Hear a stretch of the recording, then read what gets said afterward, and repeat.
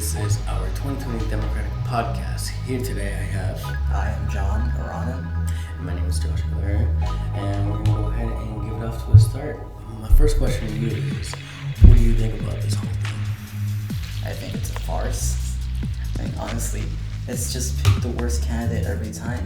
The best ones always get filtered to what happened last time in 2016. Hillary Clinton just kind of throws Bernie Sanders under the bus. I kind of agree with that. I can see where you're coming from. But at this point, it's basically picking the best from the worst. But I think that there are some pretty decent candidates this year. I want to bring into the spotlight Bernie Sanders. I have a little bit of favoritism towards him. I can see where you're coming from. Honestly, he does sound like he has a lot of great ideas. He was involved in a lot of good politics that refer to social change. Mm-hmm. He's very, very liberal and positive, but a lot of conservatives, and this is coming maybe from my viewpoint, a lot of conservatives are going to be asking you where are his ideas coming from? Where's the evidence to back it up? How do we actually get there? Yeah, and then some people might actually go as far as calling him a socialist. Now, why is that? I don't believe that it's socialism. I think he just believes in the human right. And, I guess in this sense you can kind of connect the both, but they are very far apart from each other. It's not the two same sides to a coin at this point. I think one of them is supposed to be your human rights and the other one is like an idea. At this point, Bernie Sanders just wants to have for everybody to have their own human right. Okay, I can see where you're coming from. I can see where they would get the idea that he's a socialist. The thing is, okay, we called Obama a socialist because you get to a very, very liberal, I guess we'd call them Democrats, a lot of very positive and liberal ideas. They get out there, and healthcare, all that is already socialist. Those are socialist things that help our government, our country, run as a society. So I guess, yeah, Bernie Sanders is a socialist, but we're already a social democracy. So there's really no fighting it. Well, funny that you should mention Obama's name. From his candidacy, we do have Joe Biden. Joe Biden. I don't know what's going on with this man. I've seen him pop up on Twitter. I've seen him pop up on many other social medias. All of a sudden, he's getting all this kind of attention. When just a few months back, people were begging for this man to start running. They wanted someone from a familiar office in which we were all thinking were comfortable. All of a sudden, we're seeing some of this hate, and then even further, we're seeing them attack between each other when they pretty much share a lot of the same things. We did see that Joe Biden just bluntly attacks Bernie Sanders by calling him a socialist. I think what we're seeing is a lot of these Democrats, a lot of these liberals, they're in a dog race because a lot of them are still pissed off that Trump won. A lot of them are pissed off that we had a very, very strong Republican House and Senate, flip-flopping for the past 4 years, both 2-year terms. Mm-hmm. And so a lot of Democrats, we're going to see them just fighting and trampling over each other just to see who gets to be the top dog.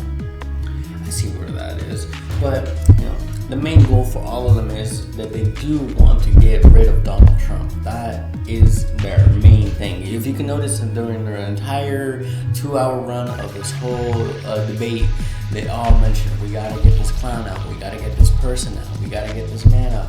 This guy's a menace, he's a danger. That is just the common theme that they would share. But when you see them, it does mention, we're all our own individuals, but we all have the same goal. What do you think about that kind of thing? Okay, if we want to get dirty about it, I don't think Trump has done anything wrong directly. Yes. Directly? Okay, I'm gonna need you to elaborate on that. Indirectly, yeah, he's an asshole on Twitter. He doesn't know what he's doing for his job. But has he ruined the country yet? Are we killing each other? Are we running out of healthcare?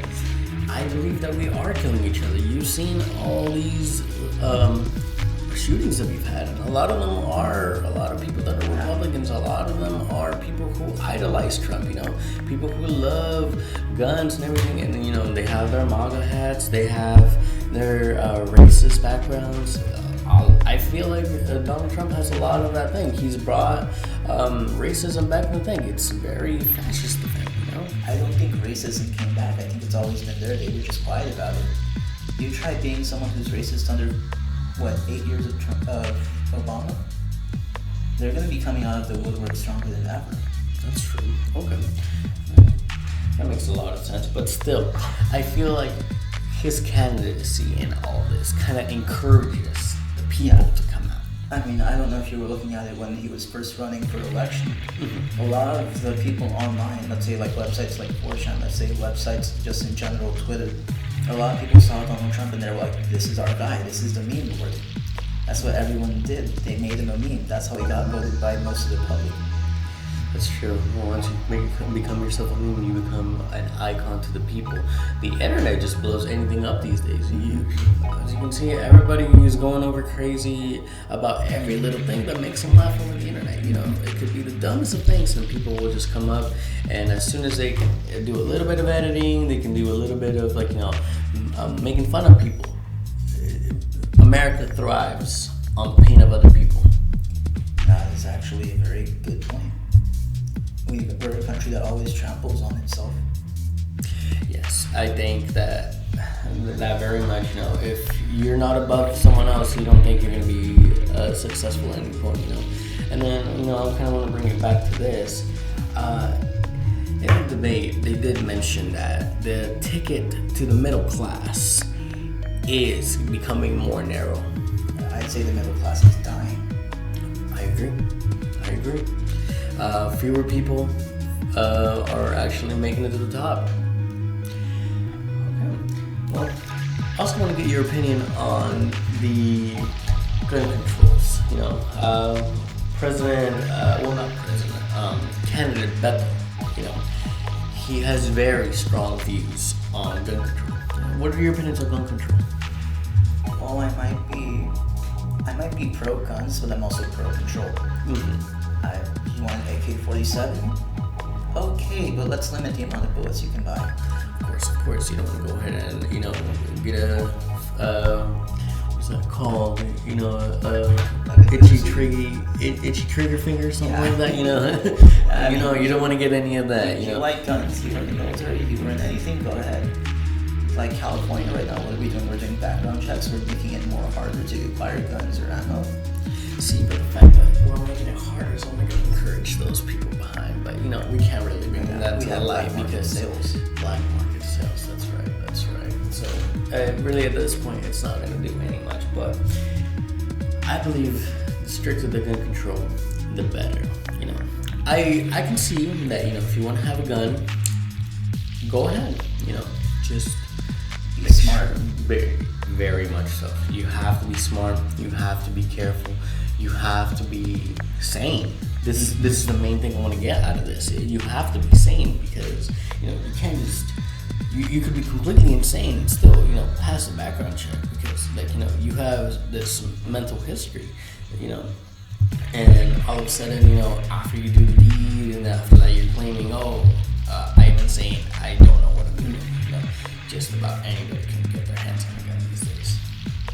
Yeah, but I don't know. We can watch the people who have health issues. You could be depressed and like shooting guns at the range. Doesn't mean you want to shoot up people.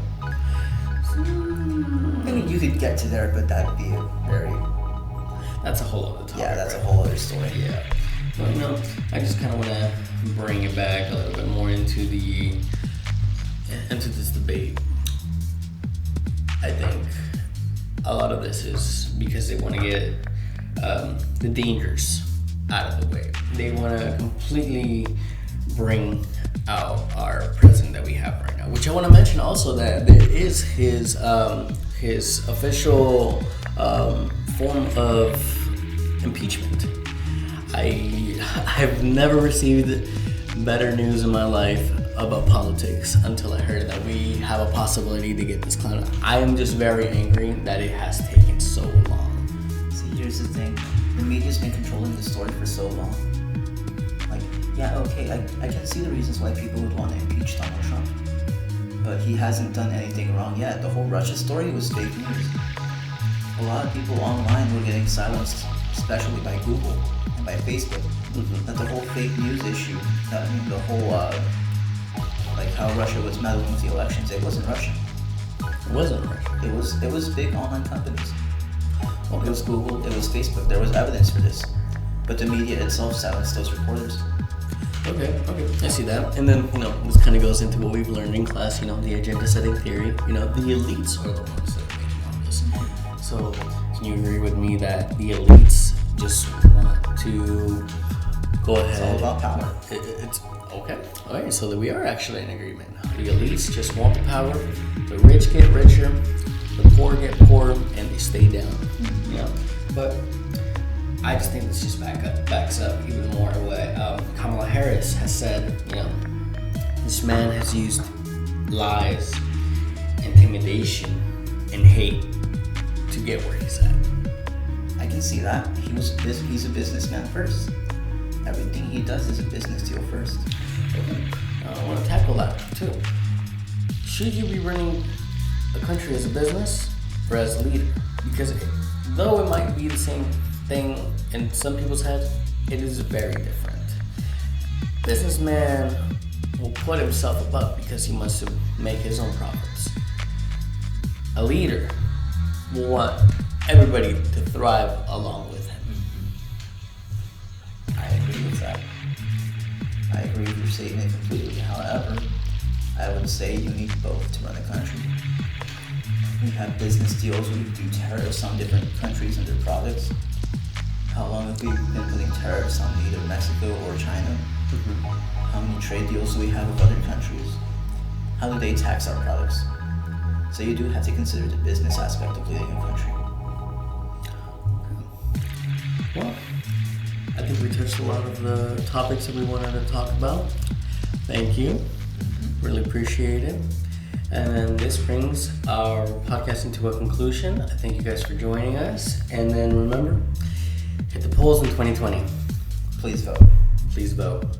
Your vote is very important. The youth needs to take back control.